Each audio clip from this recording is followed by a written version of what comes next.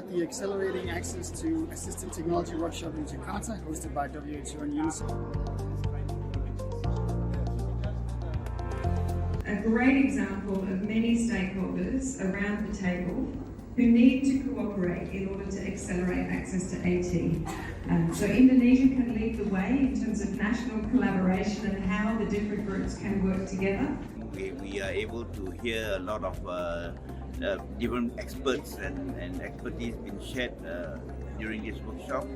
I'm very pleased to hear the voice of experience from many countries in this region, and I hope that we can go away from this workshop with many learning points, best practices, so that we can perhaps adapt and adjust to the local countries that we talk about. You know, we have learned from different countries. We have the good practices in terms of providing AT for people with disability.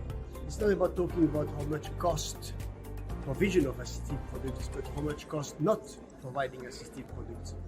And I think it's very important to talk with policymakers and governments on what could be the return on investment on increasing availability of assistive products in health systems, because at the long term, dependency of people losing functioning and not having access to assistive products may have a very big impact on social development, but also on economic development and economic growth.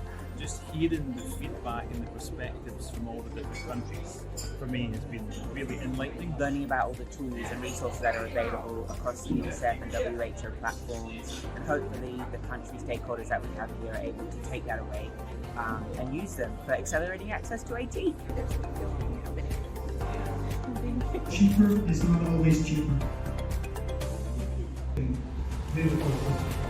As we're closing with this workshop, I would like to say how happy I am that we've had such strong discussion from the 16 countries that have been represented here, and most importantly, I think we've stretched the conversation from thinking about one or two aspects of assistive technology for the groups to be really looking holistically at the 5 Ps.